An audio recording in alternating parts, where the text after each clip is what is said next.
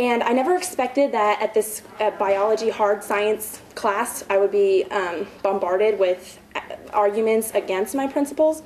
But I quickly noticed that the professor had a liberal agenda.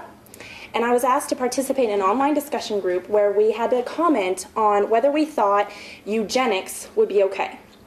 And I didn't know what eugenics was, so I started learning about it. And basically, eugenics is a law or the allowance of our government to sterilize women, abort babies, or basically have power over who gets born in our country. And the most recent example of this was in the Nazi Germany. In World War II, Hitler practiced eugenics on the women, and he would sterilize them or abort the babies in order to produce the Aryan race. So I was shocked to hear, I mean, obviously the answer is no, this is not a good thing, but I was shocked to hear that my fellow classmates, and all of them were women, say that there could be cases, in the case of mental weakness, for instance, where children should not be allowed to be born, or women should not be allowed to have babies if they were unfit to be a mother. And the government would decide this. And as the future of our society, these women were saying this would be okay. And I could not believe this. I mean, imagine the government saying that you could not have a child. And if you wanted to have a child, you would be going against the law. So I didn't know what to do. And I started thinking, what am I going to do? How am I going to combat this?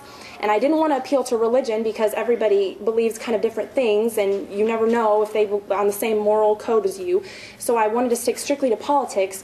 So I went to the Constitution of the United States, and I figured as Americans we all believe in the Constitution of the United States. And I started talking about the inherent rights of the human person and our dignity as human people and our rights to life, liberty, and the pursuit of happiness. And I started saying, if the government allows eugenics, then it attacks those rights on two levels. Firstly, it attacks the rights of the woman and her freedom to have children and her right to pursue happiness. And it attacks the life of the child who's aborted. And it attacks them, and it doesn't allow them to pursue happiness at all because their life is discounted completely. And I was kind of scared when I put my opinion out there, and it kind of made me feel vulnerable, and I was not sure how it would be responded to. And my professor was speechless.